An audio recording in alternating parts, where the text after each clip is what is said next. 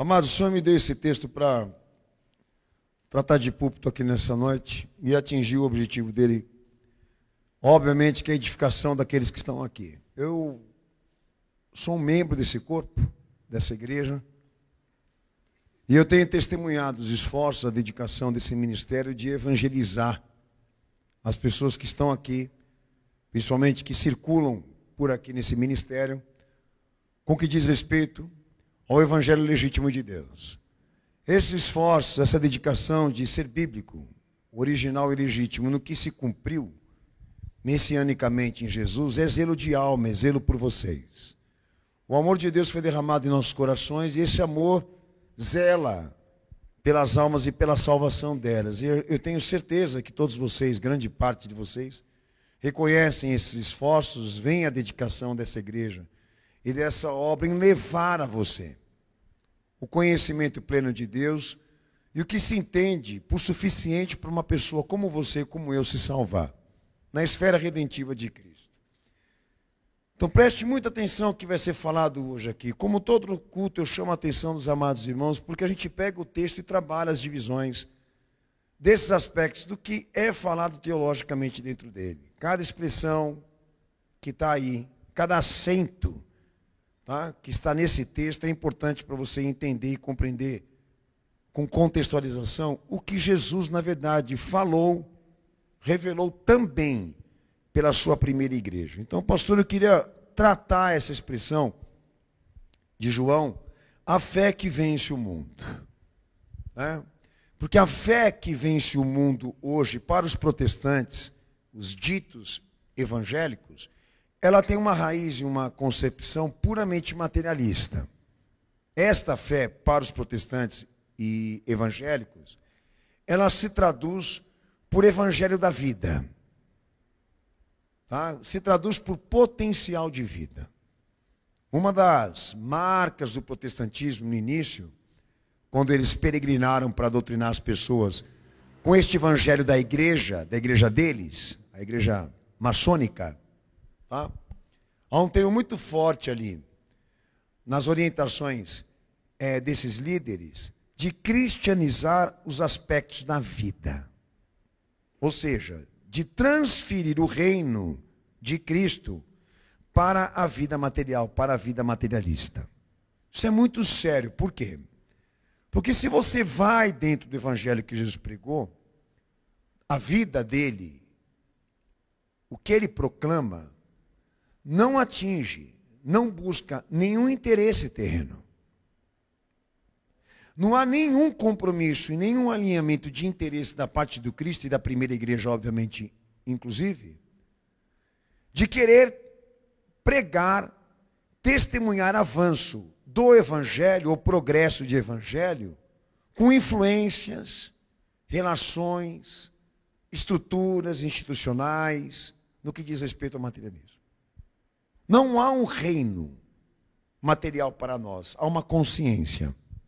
Por mais que a vida orgânica ela seja um veículo e um instrumento para se cumprir o evangelho, e a gente sabe disso, o alvo não é ela.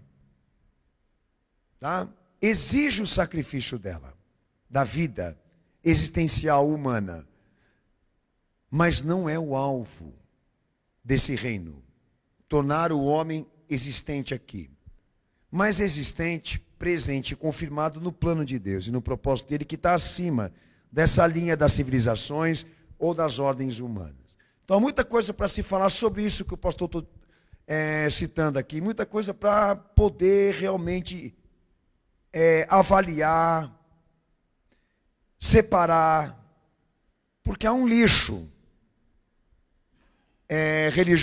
religioso sendo pregado dentro da igreja hoje, que a igreja está sendo alimentada, esse lixo espiritual, esse lixo religioso, que eu estou me referindo aqui, que infelizmente definiu para a igreja atual que ela precisa comprovar o reino de Deus em atividades políticas, culturais, econômicas e sociais. Esse lixo que tornou a igreja um instrumento político, como também industrial, porque esse é o interesse do globalismo, da elite global, de que a igreja realmente fosse usada para programar a sociedade assim, refém, torná-la refém, né, dos programas mundiais, das agendas mundiais, e é o que nós estamos assistindo agora. Nós estamos vendo o resultado disso tudo que eles investiram há décadas dentro da igreja e programaram nas pessoas para que elas pensassem assim.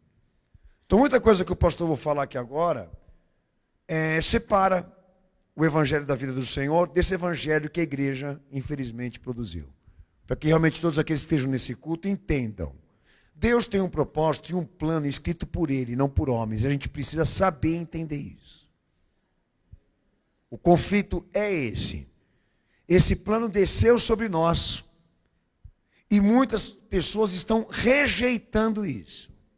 A dispensação do reino e do plano. Pela pessoa de Jesus. Tá? Estão sacrificando isso. A compreensão, a adesão, a anuência pessoal nesse plano para defesa da vida, dos interesses, dos desejos, das vontades, até mesmo das necessidades humanas, porque até isso está sendo colocado acima da fé. Então há um plano, há um propósito que vem pela dispensação do próprio Deus, que Ele fala pela própria vida e comunica pela própria vida o que os homens precisavam saber, e essa igreja aqui hoje busca exatamente isso, fazer parte desse plano. E com disposições até de renúncia e sacrifício, para que esse reino que Jesus nos deu e nos trouxe, ele se cumpra nos lugares certos. Começando pela tua cabeça, pelo teu coração e na tua alma. Amém? Então a primeira coisa que a gente tem que entender sobre a expressão é a fé que vence o mundo, é entender o que é fé. Porque a fé ela não é traduzida como um sentimento, como uma crença, como um desejo religioso, até mesmo como uma religião. A fé é uma virtude da revelação. Tá? A fé ela não pode ser vista de nenhuma forma como algo que o homem produz de si mesmo, por Deus, mas como algo que Deus revelou a ele, que é bem diferente. Como a gente descobre isso na Escritura? Porque a expressão fé, o seu significado, ela se correlaciona, como também é inseparável da fidelidade de Deus. Quem faz seminário aqui na igreja aprende isso. Não se escreve, não se fala de fé separado da revelação de Deus. Por quê? Porque primeiro vem a ação comprovada dele, de ser fiel, para depois isso, a fé. Então eu queria ler alguns textos importantes aos irmãos, 2 Timóteo 2, verso 11 ao 13, que fala sobre fidelidade. A fidelidade de Deus dentro de uma ação comprovada que prescreve fé, que determina a fé, que aponta para a fé que ele quer. Tá? Então notem vocês que a fidelidade aí de Deus, Paulo trata como? Como algo separado do homem e que tem a sua própria sustentação. Independentemente do parecer humano, da posição do homem em relação a Deus, positiva ou negativa, Deus permanece fiel, ou seja, ela é independente. O que isso quer dizer para mim, pastor? Quer dizer que ela não está alinhada e apoiada em crenças, mas na sua autorrevelação. A fidelidade de Deus tem uma ação própria e comprovada. A fidelidade dele é uma ação. É uma revelação. É esta a posição dele, pessoalmente, querer comprovar algo de si mesmo. Isso é fidelidade. Ele promete e cumpre. Isso é fidelidade. O que de Deus se manifesta, isso é fidelidade. O que de Deus pode ser comprovado de uma maneira objetiva. Isso é regra de fé. E a gente, por muitas vezes, muitas pregações que eu trago aqui, a pedido do Senhor, zelam por essa ciência. Deus só pode ter uma existência se ele tiver uma ação comprovada por si mesmo, e não pode haver interferência humana nisso, ou qualquer outra coisa, porque ele independe dos fatores paralelos. Ele é ele mesmo. Tá? Bom, o que isso quer dizer?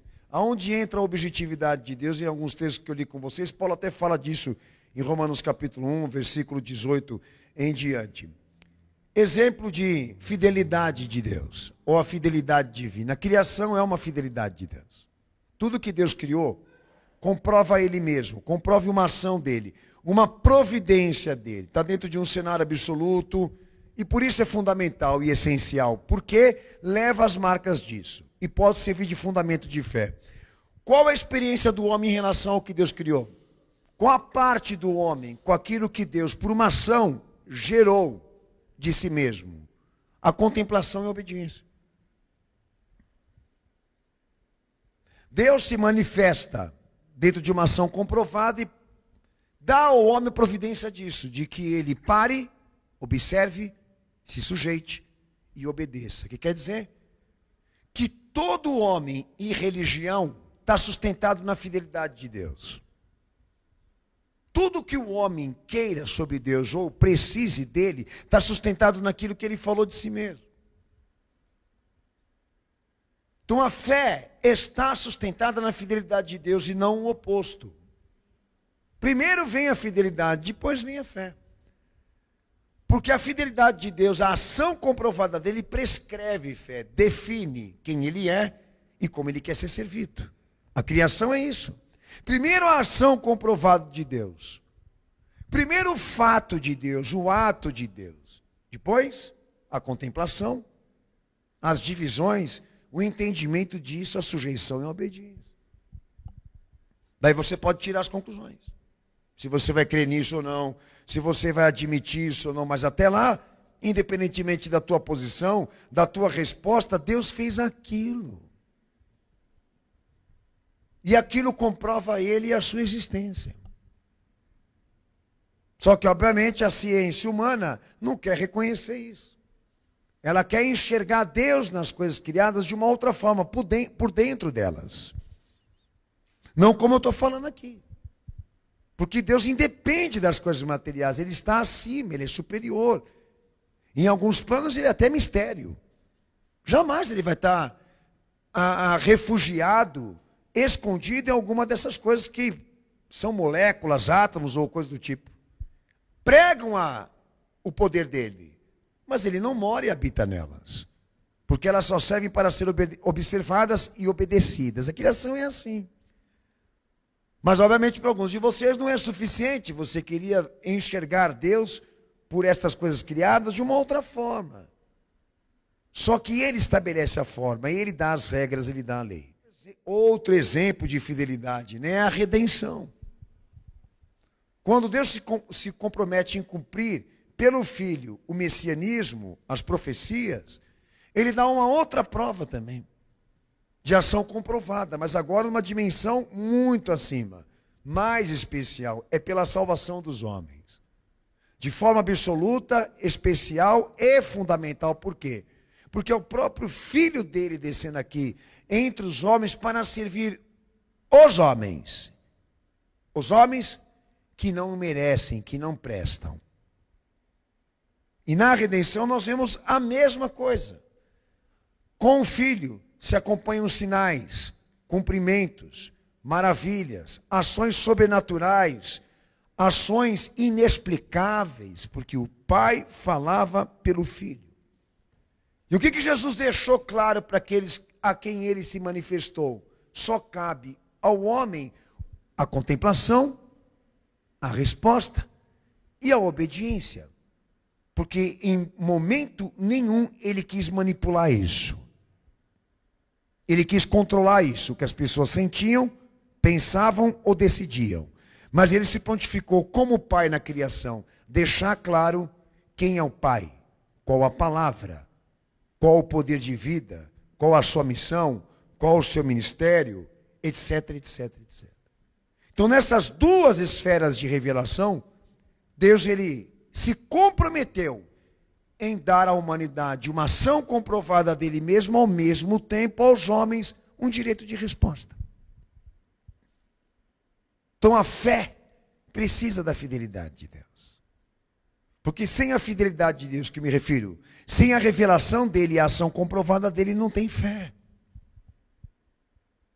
Não tem religião. Só há mentiras, invenções, utopias. Então Deus está dentro de um campo objetivo de revelação e o homem de um outro lado, o da sujeição, o da subjetividade, ou seja, de se inclinar, reverenciar, adorar, obedecer, compreender. Ao mesmo tempo, Deus capaz e provando capacidade de comprovar a si mesmo. Esse é o fator que nos une aqui, a revelação. E a experiência de podermos encontrar nele algo comprovado, algo revelado, algo testemunhado. Aí vocês vão entender porque a igreja tem esse círculo, esse circuito de pessoas, né? Esse entra e sai, principalmente aqui no Cenáculo da Fé, onde se prega a palavra. Porque as pessoas têm o direito de resposta. Porque elas podem se decidir a não crer nisso como crer nisso. Mas independentemente dos homens ou da sua posição, Deus continua sendo criador e redenção. Os fatos se comprovam por si mesmos, falam por si próprios, independem de homens ou de instituições ou qualquer outra coisa material nesse mundo aqui. Então isso é fidelidade. Deus comprovando de si mesmo que Ele é fiel.